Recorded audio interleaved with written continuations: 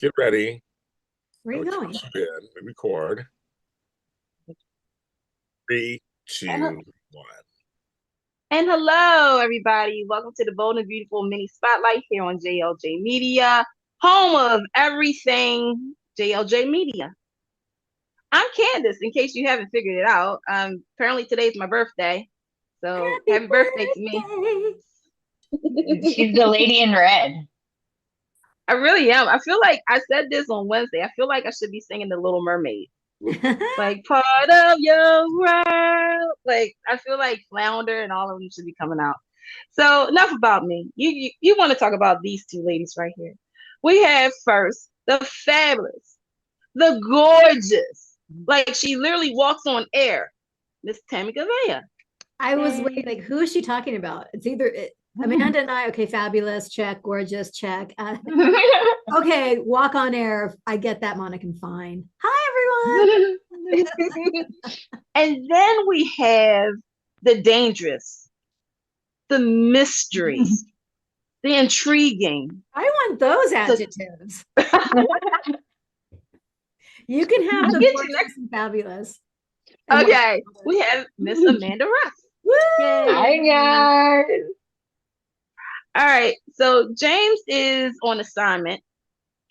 That's allegedly that's what we're saying. So he's not going to be able to join us. He might to put in his 2 cents. He always does, right? But you're stuck with us. We're James Angels. Right. Okay, we don't have the right. They're supposed to be in Paler Fest, in April to celebrate their 50th anniversary? Yes, their 50th anniversary. I told you James would come on. I told you. Omniscient voice. Because Farrah Fawcett was my angel always and forever. The feathered. I got feathered hair because of her. Like the whole. So did I. I never followed the Jennifer Aniston haircut, but Farrah, I was all, give me feathers. Me too. Me and my mother had matching hair. That's the iconic hairstyle and that poster. Like when she was like, poster. I had the poster. Of course, James has the first. What did James call it? Exactly. Why are we not surprised by that? The Jiggle generation? Because it was called Jiggle TV. Yes, because none of the women wore bras. Wiggle. Because it was that show, Three's Company, and a few others. Oh yeah, Suzanne Summers, like, hello. Love it. We're just gonna talk about 70s TV for the next. Like there was Kojak, there was Vegas. I think the Jiggle generation needs to have a whole show dedicated to it. I like that. Yeah, me too. Okay. I don't even know what. I just don't know what do that. We should talk about each generation, like decades of what was like the thing. I have a show that actually we could do an episode of this generation. I do have a show already for that, so we could do that. Wow. Okay. And James is back on a mission, an assignment. I don't know what's going on. Anyway, it's because he's got the thing in his ear, guys. He's on assignment, but he can still hear us. Yeah, he's like this. I'm James Lott Jr. He's like, and back to the studio with Candice, Amanda, and Tesla rocket into outer space, and he's still connected. So cannot escape. Jail. Cannot. So you got me all mixed up. So the Beyond the Gates after show is already out. Thank you guys so much for making us the top show on JLJ Media, both in video and audio. So that is out. We did the Young and the Restless mini spotlight, which I already got comments. People sent me a DM asking me about certain things that was said. We feel a certain type of way about the show. That's the end of it. That's the end of the whole conversation. Obviously, we're here to talk about Bold. After this is James and the man who has 2,573 emails to go through. I'm not making that up. As they talk about the record-breaking, award-winning, pop cultural soap opera on ABC called General Hospital, with special guests. And if James is still there, he'll tell you who it is. If not, you're going to have to stay tuned to find out who it is. I knew he was going to come on right now. No, he's not. There you go. Stay tuned. There you go. Stay tuned after these commercial breaks. And we're back. Okay. So, and then head over to Dish and Days because they're back today. Because if they pull fast, want to say they're not going to be on, I'm going to be very unhappy. So head over to them on their YouTube channel. Check them out as they talk about all things Salem related, including saying goodbye to the Emmy Award nominated person that I thanked in my speech when I was picked for Fan of the Week, Mr. Billy Flynn, as he wrapped up 12 years. Let's give him a round of applause. 12 years on Days of Our Lives. And now you can currently see him on Young and the Restless doing his thing. So check them out. All right. And make sure you like and subscribe to JLJ Media. All right, Bold and Beautiful. I mean, all right, I'm going to start off with Miss Ivy because she's getting on my last nerve. So with the younger crew, see, Younger Russell's the younger crew. Okay, you have Ivy pretty much messing up Will's life. Keeps talking about how he's doing this and that for Dylan, and Electra is his girlfriend, and saying that Dylan's, Ivy's saying, well, Dylan's sitting on your lap and showing you a little leg inside. That was disgusting, and you're entertaining it. And Electra's having to deal with, the mixed signals that Ivy's given, and Dylan's supposed to be leaving town and all because of Ivy. Ladies, Tami, actually, I want to hear from Tami first. Because I thought about you this week. I really did. I thought every time that Ivy opened her mouth and she did something, I was thinking, what was Tami thinking? That Electra is fortunate to have someone like that in her life because Thank you. I don't trust Dylan, and it was inappropriate, and Mr. has his head up his butt, and he needs to prioritize what's important to him. I'm not saying Dylan should just be kicked out into the street. How much money does this guy have? If he wants to help her out, get her an apartment. No, well, I don't know about that. Give her some money. With a job. You can get her a job. Get her back on her feet. I'm fine with that, but get her out of that house. Yes. What the heck? Why is she still in the house? Wrong. We were talking about boundaries the last show. Boundaries. Okay. Go ahead, Amanda. Number one. Flip it around. He leaves on a business trip. She invites, I don't know, RJ. When she brought that up, role reversal, I was all exactly. She brings a guy over, a guy that's her friend. And she wears a skimpy bikini and he's hugging her with a towel. And then, that ain't all. She does a dance for him and trips, bullshit, trips and ends up in his lap when you've already been asked not to be with him when I'm not there because it makes me uncomfortable. All of it, I totally agree with Ivy. All of it is inappropriate. And if he don't get her out of his house, I'm never going there again. I agree totally with Electra. How dare you? What would he do if he came home and found out she danced for a guy and did all of that for some other guy? Or if a guy, hot guy is with Electra, hot guy is in like skimpy bathing suit, all muscles and taking a hot shower. Guy wants to do a sexy dance for Electra and trip. And you think Will's going to be okay with that? No. But he thinks it's okay. Oh, well, it was innocent. No, it's not. On her part, it is not. She knows exactly what she's doing. And if she knew it bothered his girlfriend that much, she would volunteer to leave. Or she would stay in that guest house and stay the hell out of his house. Because where was she at Friday? right back in his house again. Yeah. Sitting almost on top of him, hugging him. She knows exactly what she's doing. This is her plan. And you're right, Tami. She could go to tons of places and get a job. Well, She could go to Will could Deacon's and set get her a up. job. If he wants to help her, Will could set her up with a job.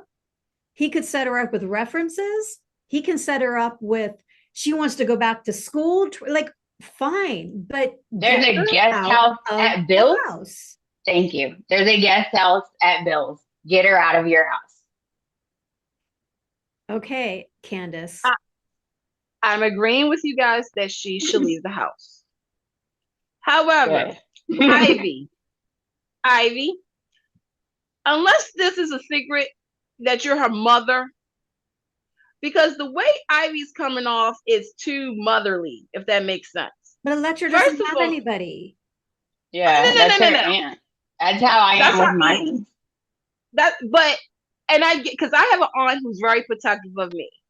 But Ivy's crossing that thin line, that really thin line of I can tell you what to do versus this is what you're going to do. And she's kind of crossed that because she told Will it's either or. Now, if Will is friends with Dylan and it bothers Electra, again, whose problem is that? Whose problem is that? Let's take a look. Will and Electra are together.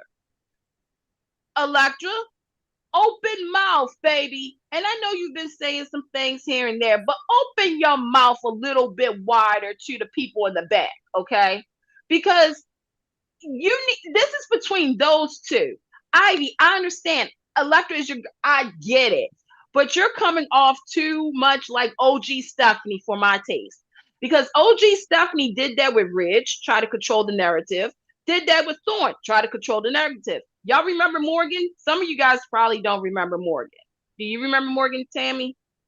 The girl that Ridge was with, and allegedly Morgan had a baby, and Stephanie gave her a drink to dissolve the pregnancy. So that way Ridge wouldn't have anything to do with that girl. I'm looking at Ivy, and considering how her psyche is, this is the same woman that dressed up as Steffi to try to get with Liam. So I definitely with you guys. Let me preface this. I agree. Dylan, just to solve, just move out. Do like Paris did when she was feeling a certain type of way regarding Finn and Steffi. Move out. Just move out. Will's a Spencer. That's how I'm gonna say this. He's a boy. He's a man. He okay. But I don't know. Like, I'm still gonna say Dylan's not Dylan's not cuckoo for Cocoa Puffs. I don't think she is doing certain things. I don't know. My God. I like Dylan. She got that hugging this week. No, it is the same. Hug. Yes, it's the same thing that Tami said last week. She was dating someone, she went to the party. It's the energy. It's the fact that you keep saying one thing, but you're doing the opposite. You don't need to be in it. Why are you in his house? It doesn't matter. Like, it makes me uncomfortable. And you claim to be my friend. That's how I know her intentions are wrong. Because if my friend came to me and said, you're making me uncomfortable. I'm uncomfortable with you around my man when I'm not here. I know it's probably nothing, but I don't like it. It's an energy I don't like, and I don't.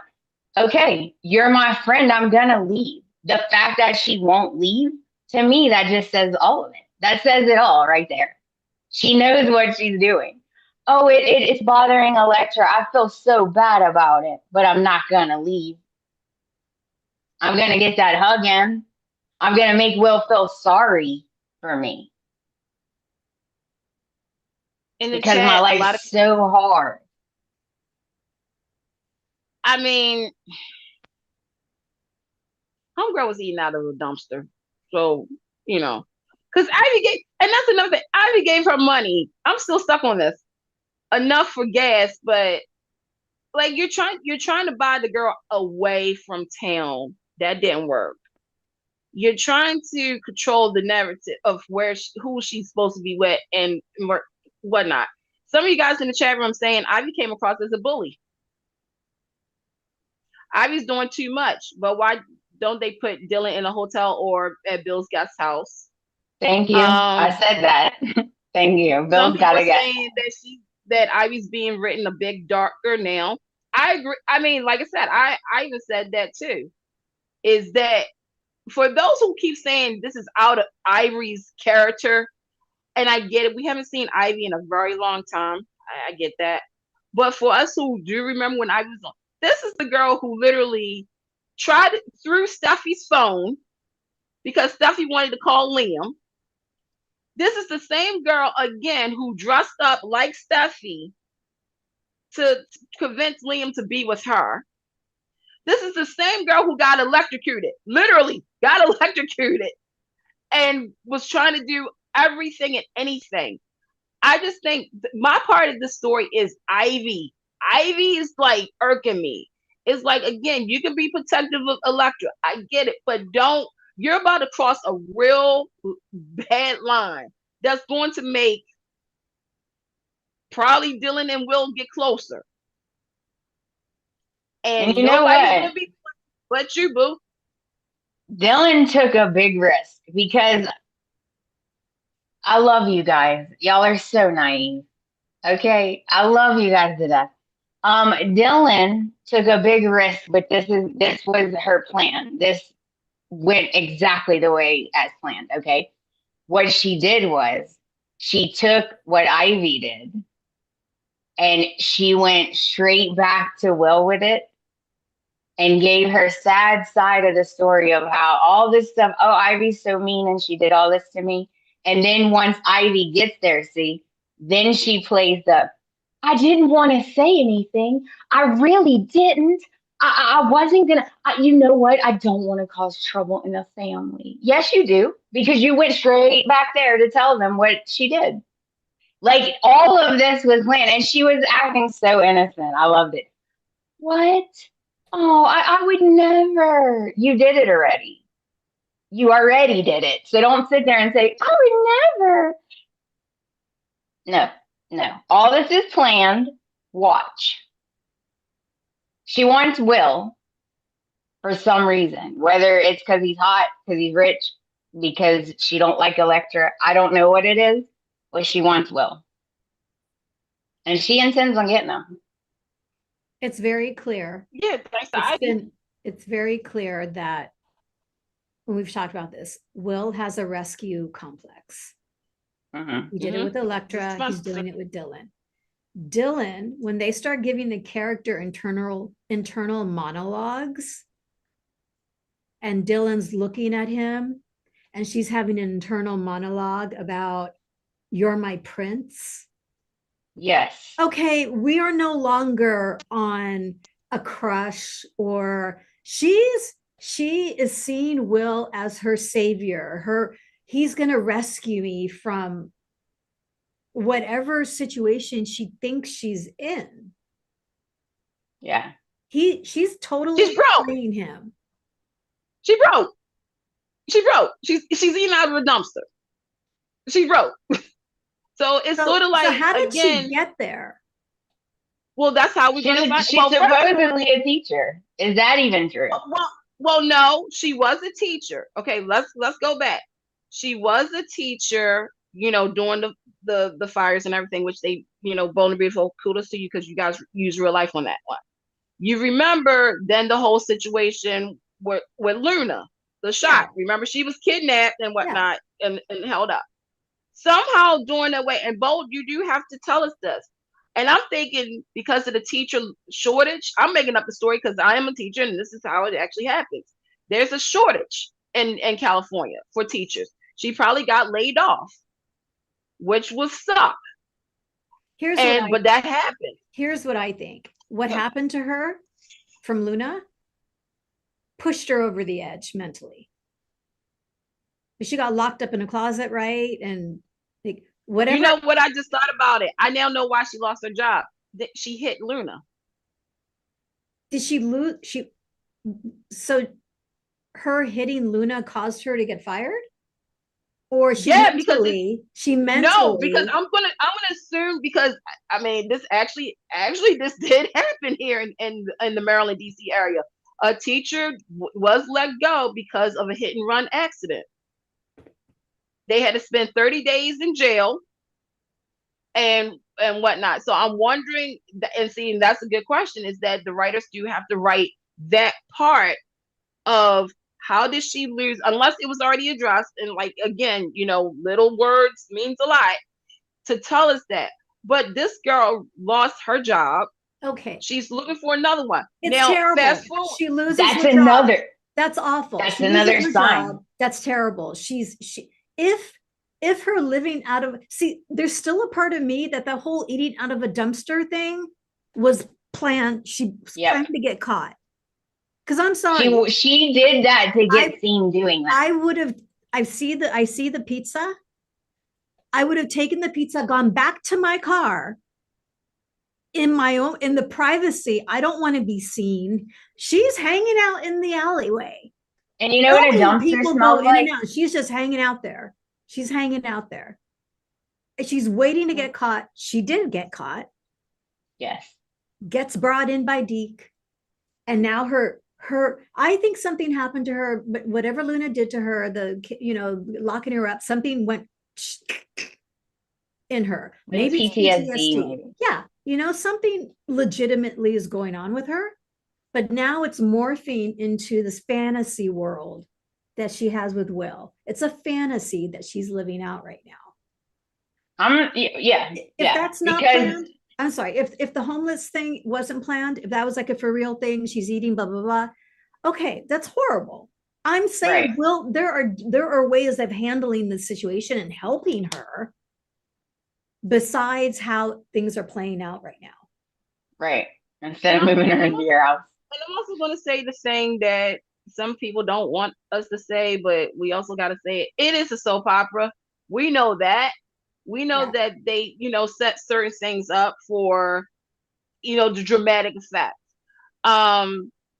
Like somebody said, and like, again, everybody's saying about Ivy. She's being too overprotective because there's being protective, but there's also the girl is hanging out in bushes, peeking through the windows. I mean, that's a true statement. Some of you guys say that Ivy should butt out of Electra's business and love life. Some of you guys are saying, Dylan might have left home for her own reasons. Totally. And I think, and again, Dylan is still new. We don't know a lot about her. And that's because they weren't planning on having this character be a long-term character, right? So we have so much that we can play with because, again, to what you're saying, Tami, she could be cuckoo, or she could probably have, like, again, going back into the history of Bold and Beautiful, the Caroline Spencer complex, where Caroline used to think about someday my prince will come and take her virginity. We ain't gonna talk about you, Ridge, today, right now, but that's what happened. I'm still interested in the character. Is she a good character or is she a bad character? We'll see. We'll find out. By the way, you know what? One more thing on this. If I agree with Tami, I do think it's set up. I thought that from the very beginning. It's set up.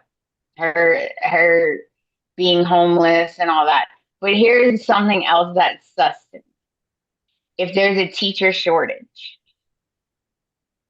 why did she get fired? What did she do to get fired if there's a shortage? And why can't she get rehired? I just told you. If they are desperate for teachers, right? They're desperate for teachers and she can't get hired anywhere. Private school, charter school, public school, nowhere. What did she do to get fired then? I think there's so much more to the story. Amanda, you forgot she hit Luna. Right, but she didn't run. She didn't do anything illegal. I understand that, but she killed somebody. Right, but she didn't run, so she didn't get like in trouble for it. Do you see what I mean? Doesn't matter. It doesn't matter. It doesn't matter if you have a felon on your record and whatnot, depending on the state laws. That's an automatic fire from being a teacher. But she's not. That's not. She didn't get in trouble for it. That's what I'm saying. She stayed, but so she didn't get like arrested or anything. It was an accident. We gotta do the soap the soap reality and the real reality. Soap reality, just to give you the drama of it. She hit somebody. Yeah, she stayed. She did the whole whatever and everything confession. But at the same time, as a teacher, that's a mark. That's oh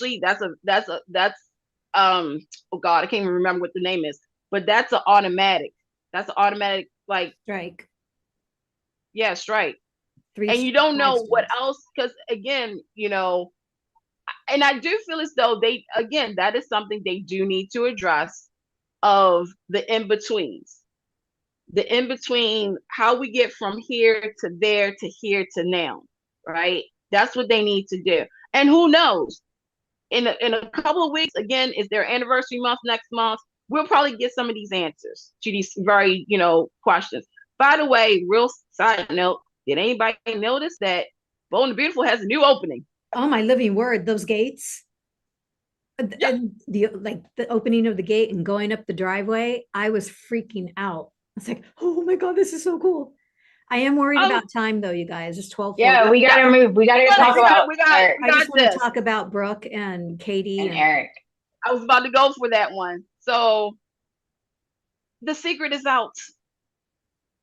The world knows. Well, not the world, but everybody knows that Eric is the designer for Logan. Now, okay, it was Logan design, but the way they're saying it now is Logan Spencer design.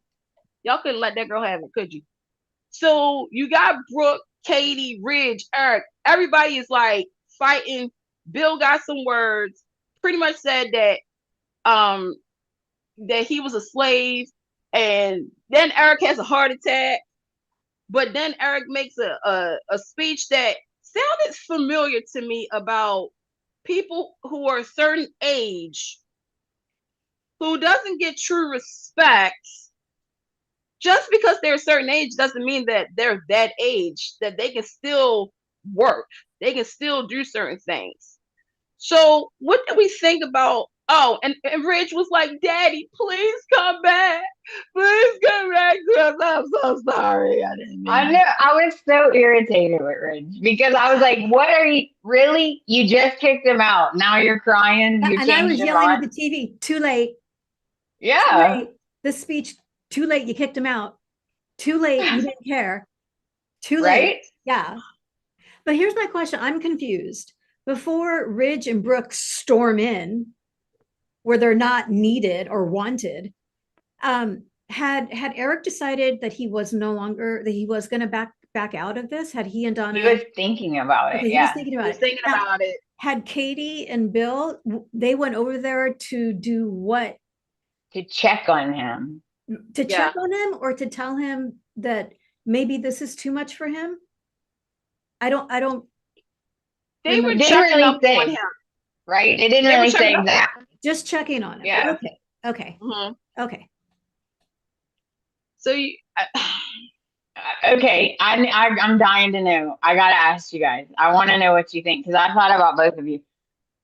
When Katie and Brooke were fighting and everyone left the room. Oh, side note, when Donna is the voice of reason, we have an issue. Okay. I love Donna though. I love Donna. Did I clap really loud? When Brooke and Katie were fighting,